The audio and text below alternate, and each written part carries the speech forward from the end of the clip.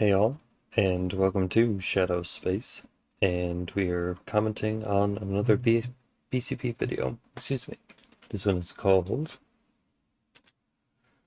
Trump Scores Major Victories as Thomas Massie and Anti-Trump Republicans Suffer Humiliating Defeat. This is uploaded May 19th. This is being recorded May 20th, and link is in the description. We got to get rid of this loser.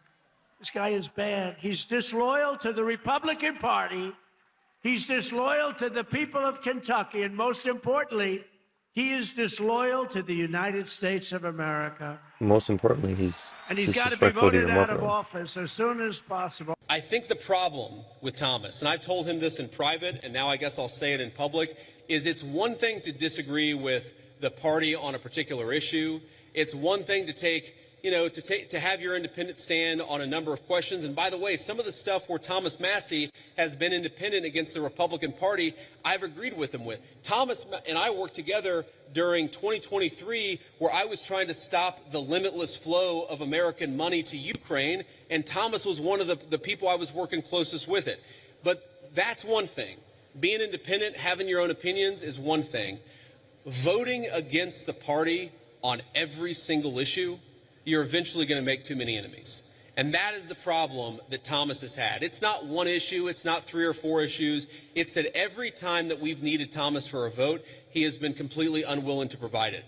That is why the President of the United States has trained his ire on Thomas Massie. It's because we can never count on him for some of the most difficult votes. I wish that that weren't the case. I say that as somebody who's known Thomas well before I got into politics, but politics is politics, and when you always vote against the party, you can't expect the party to actually back you.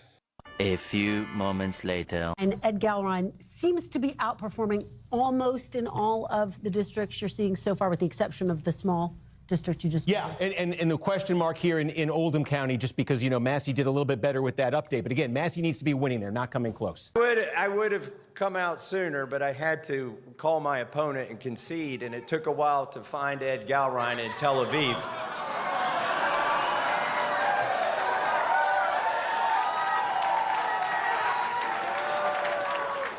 I did get the call through, though.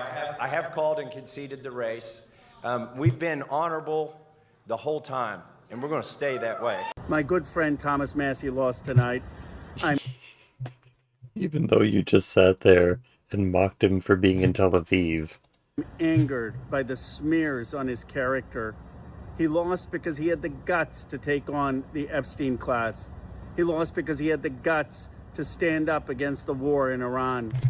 He worked with me to pass the most consequential... I'm pretty sure everyone is against the war in Iran and that they want it to end.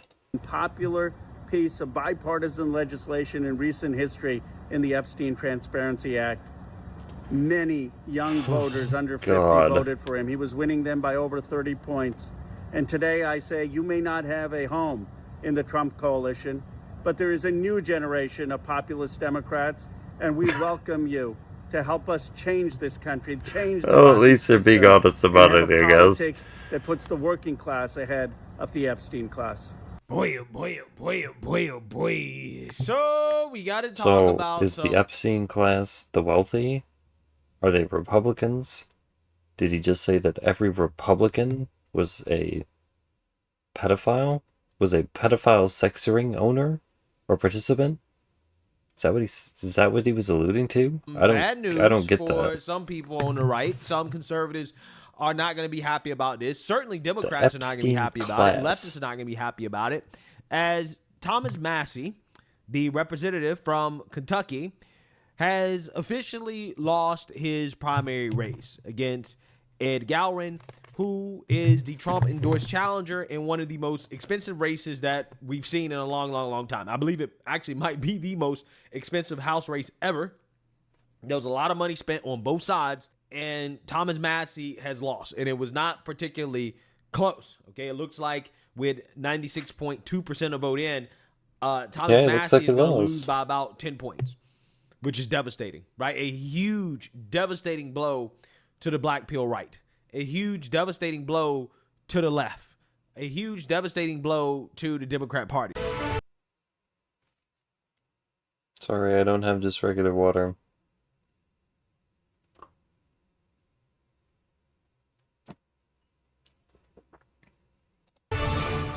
Breaking news, we have a projection to make in Kentucky. CNN can now project that Ed Gallrein will win the Republican primary against Thomas Massie for the 4th Congressional District in Kentucky. And that is a seismic political decision made by voters in Kentucky tonight. Let's go straight to Jeff Zeleny. He's at Thomas Massie's headquarters. And Jeff, a very, very clear and strong defeat for Thomas Massie. I mean, what is happening there? This is being called, obviously, quite early. Aaron, it certainly is. I mean, the polls have been closed less than 2 hours, and just a few moments ago, people began filling into the room. Now word has reached the supporters of Thomas Massie that he has fallen short to Ed Gallrein. Ed Gallrein is a farmer and a former Navy SEAL. He was a bit player in this race in many respects. President Trump made this a one-on-one contest between him and Congressman Thomas Massie, and the overwhelming amount of spending and money in this race was something that the likes of which no House primary has ever seen. So there's no question that Thomas Massie, who rose... That is an odd sort of thing in that they mentioned the last video that was about this. They talked about that was their excuse was, well, the Republicans that won, they threw more money. They had more money to throw in. Goes through the Tea Party era, starting back in 2014, found himself in a very different Republican Party, a very different president, and President Trump. And for his reaction tonight, I asked him, what would Gallrein's victory mean tonight for the president's track record? And they told me it means the president keeps his commitment. So this is definitely a race, as we've been talking about, that pretty much comes up on top of all the other races. The president watching it so closely, posting on his Truth Social, posting on X, trying to get people motivated to go out to the polls to defeat Massie. I remember when I was here in March for an event that the president held in Kentucky, and he introduced Gallrein to voters. He was a political unknown, and the president said, I asked for a even when there was only 60% of the vote in, it was pretty well already decided. Warm body. Give me a warm body that could beat Massie. And it appears tonight, as I'm standing in a sea of Massie supporters, some of them a little bit disappointed, coming in where they were getting an open bar, free food, trying to enjoy some semblance of their night, now paying attention to the screens posted up around this room, essentially showing Massie underwater here. And certainly they are not going to be happy. But already we are seeing calls for Massie to stay in the fight, maybe run for president, to stay relevant somehow. Because as Steve has been saying, this is not your traditional Republican area. There are a lot of libertarians here, a lot of independent voters. This is really the battleground for old MAGA versus new MAGA. You saw Marjorie Taylor Greene, Lauren Boebert. Wasn't surprised at all, because the bottom line is this.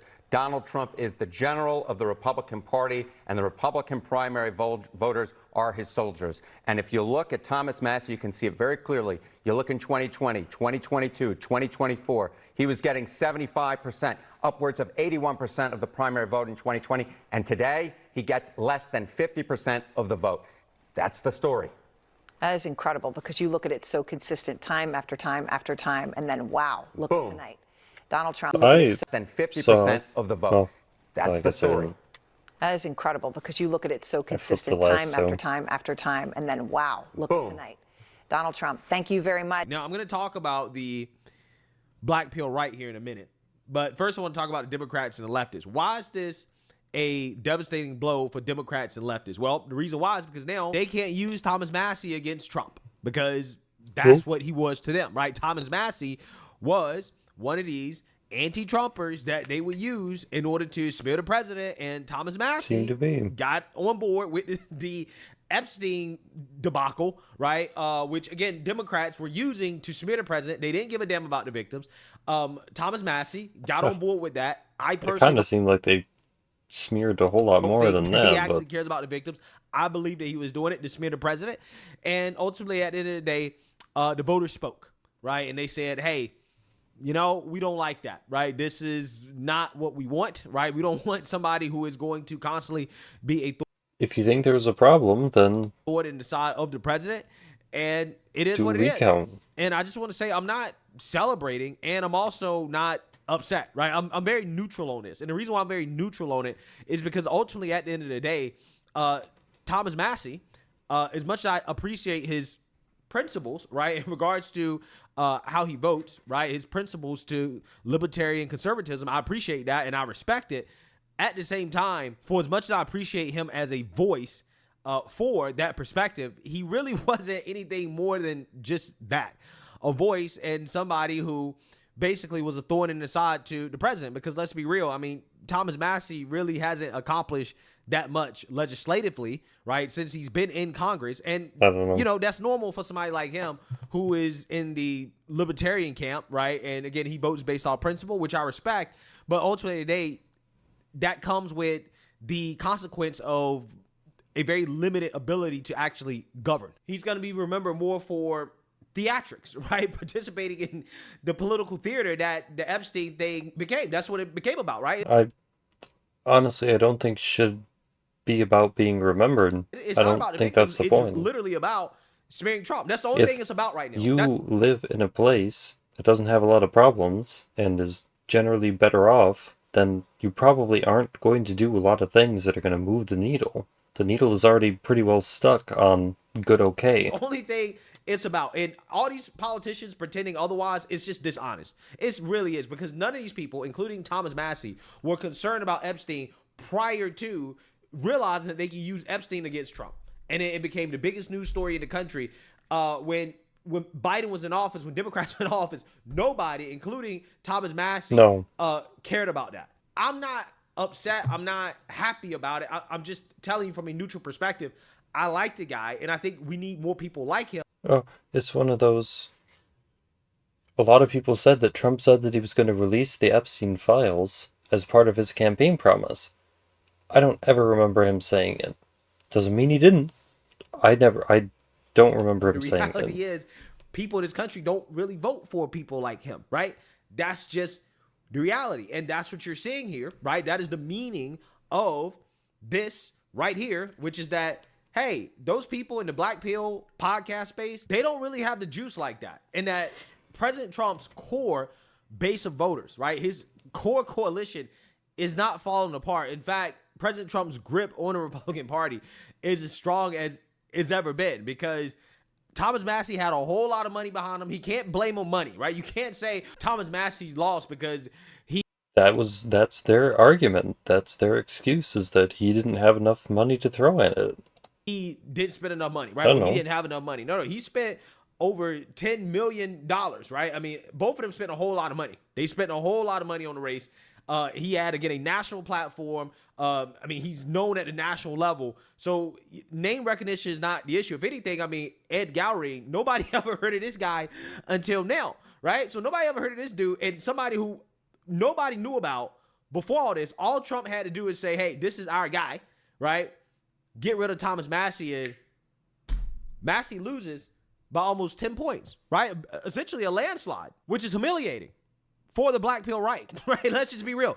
This is complete and total humiliation. And it's even funnier because you got people talk about, well, Massie can run for president. It's like, no, he cannot, right? He's like, he doesn't have the juice like that. I'm sorry, right? I mean, now what Massie could do, and this is something that he probably will do. I mean, just, you know, depending on, you know, how badly he wants revenge, is that he could be one of these people. I don't think he'd get very far.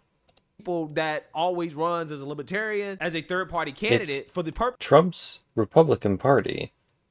How do you think that you would get even the nomination for the Republicans? It doesn't even make sense. From the Republican candidate, right? And honestly, he would be the best candidate to do that. And he probably would be somewhat effective at it, to be honest with you, because even though he lost, right, by about 10 points here, I still think that he probably does represent a significant enough portion of the right to play spoiler or to take away votes from the Republican nominee if he decides to run as president in the Libertarian Party, right, on the Libertarian platform. So I personally believe that could be his next step. I don't know. All I'm going to say is this. When it comes to the midterms, I know there are a lot of people who are upset, okay? However, you should not let your anger about the result be the reason why you decide to sit out and not vote during the midterms, right? You still have to get out and vote. Don't be upset because Thomas Massie lost. And there are people who are making arguments that, well, we need to let Democrats win in order to stick it to Trump, right? To show Trump, while also at the same time claiming that they're going to leave the country if Democrats win. Yeah. But so they aren't actually voting for a candidate because of the things that they're going to give them. They're voting for the candidate because they hate him. They're voting against the candidate that they hate. That's not what our system. That's not how our system should work. The voters voted. This is what primaries are for. We're not always going to have it our way. The voters have spoken. They've said that this is who we want. I think everybody should respect that and move on and continue to vote against these Democrats, right? So, that's kind of where I'm at this point, right? So at least in the short term for this administration, they get rid of a guy who has been a thorn in the side for the president, especially on the Epstein issue. He also is a toss-up vote on some issues, and he is no longer a problem, right? President Trump doesn't have to deal with that anymore. They get a guy who's probably going to agree with Trump 100% of the time when it comes to vote, right? I mean, this guy is, I'm going to be honest with you, right? He's a body, right? So they get a body that is a predictable vote, somebody who is not going to rock the boat. He's not going to give Democrats ammunition. He's not going to go to the mainstream liberal media and smear the president as a pedophile. Yeah, I think that this is a huge victory for Trump. And, that's just kind of where we're at. So, with that being said, there's some more victories for Trump that we got to talk about here.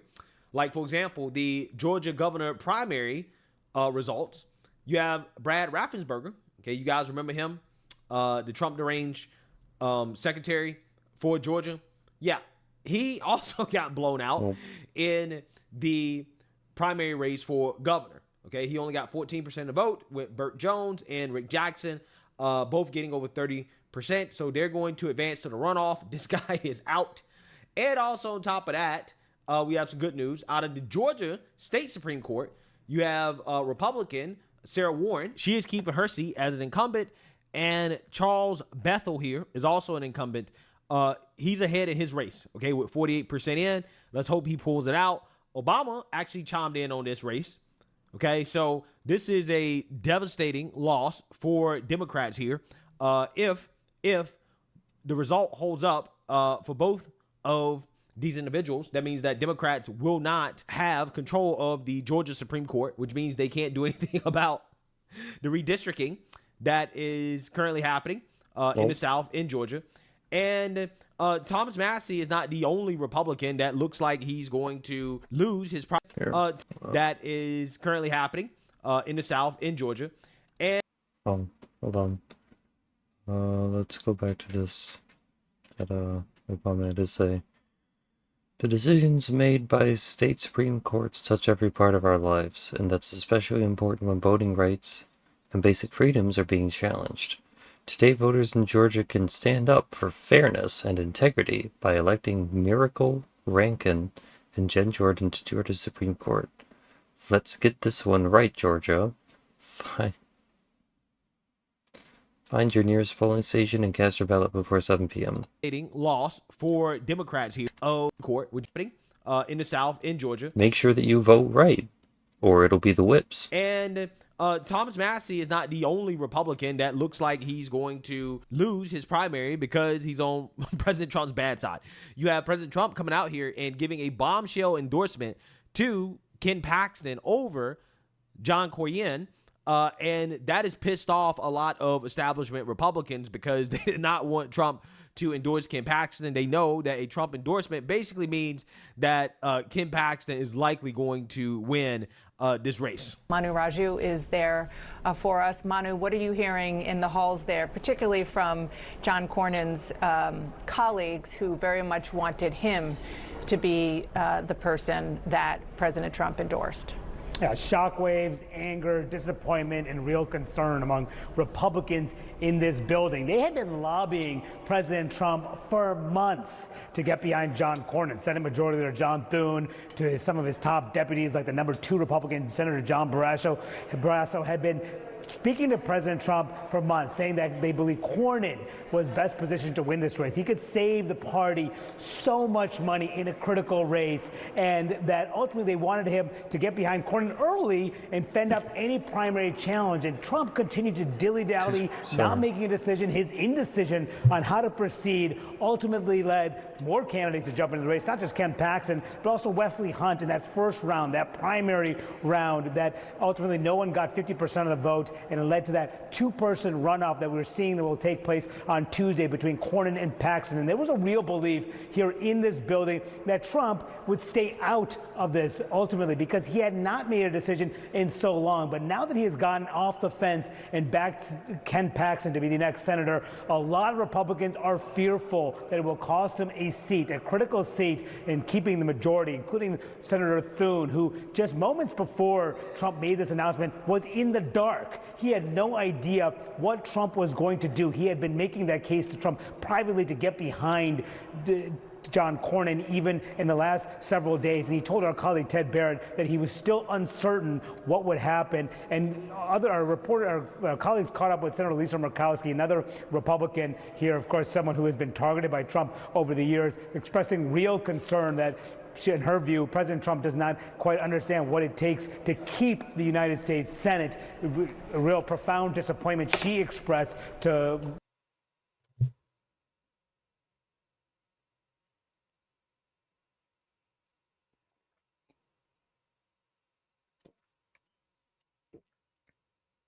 reporters earlier, and I was talking to a bunch of Republicans today too, Dana, many of them all on down saying, look, we need to get behind John Cornyn. He's the best person who can help us keep the Senate. But as you saw from that endorsement announcement just moments ago, Trump's still holding that personal grudge over Cornyn, even though Cornyn voted to acquit Trump in that second impeachment trial, just because he offered some criticism of Trump post-January 6th, and just because he didn't quickly endorse him in the 2024 race. He did ultimately endorse Trump. He didn't back any other primary challenger. Still, those two things were on the president's mind. It is all about loyalty for President Trump, which is why he got behind Ken Paxton and why so many Republicans are angry about this president's decision here and worried that ultimately it will cost them so much money that they can spend in other battleground states to try to push Ken Paxton over the finish line, or in the worst case scenario, cost them a seat in trying to hold on to their very narrow majority. Yeah, so ultimately it comes down to the voters, right? It's up to the voters to decide. Which, to me, kind of pokes a hole in the whole Trump. What Trump says happens idea is that if it's truly up to the voters, then it doesn't matter what Trump says. It shouldn't. They decide. Trump can say whatever, but, the voters still vote. If you have people who are so upset about President Trump's influence, then you got to vote, right? That's what the primaries are for. The primaries are for fighting out these battles, right? For hashing out. How much is it Trump's influence and how much is it them deciding the better candidate? Issues. You either have to have faith that the system is functioning as intended, or it isn't. Voters who decide. I don't know. It's the voters. So, we're going to see. It seems like the voters are very much aligned with President Trump. When President Trump says that, hey, I endorse a guy, right? Or that guy needs to lose his seat, right? His career is over. The voters agree, right? They tend to agree with the president a lot. That's just where we're at. That's where we're at. So regardless of who wins, who loses, my main thing is we have to still get out and vote during the midterms. We can't be upset because our guy lost, right? Or we didn't get the person that we wanted. That's not going to help, right? We have to get out and still vote because ultimately in the day, we cannot let Democrats take back power and control. So let me know what you guys think. Make sure you like, comment, and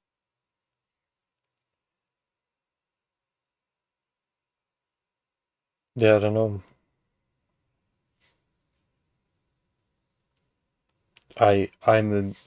What comes to mind is Elizabeth Warren being like, can you stand up to Trump? Can you have an opinion that doesn't just fall in line with him because he said it? Are you saying it because you actually think that it's good? Or are you saying it because he's the president and he's Trump? Is that what's going on here? Are they saying it because they actually... Are they saying it because they truly think that Ken Paxton is the better candidate? Or are they doing it because Trump endorsed him instead of this other guy? I don't know. I can't answer that question. If you believe in the system, then it was not Trump making that message that convinced these people to switch sides. But if it wasn't, then there may be some sort of conflict? I don't know.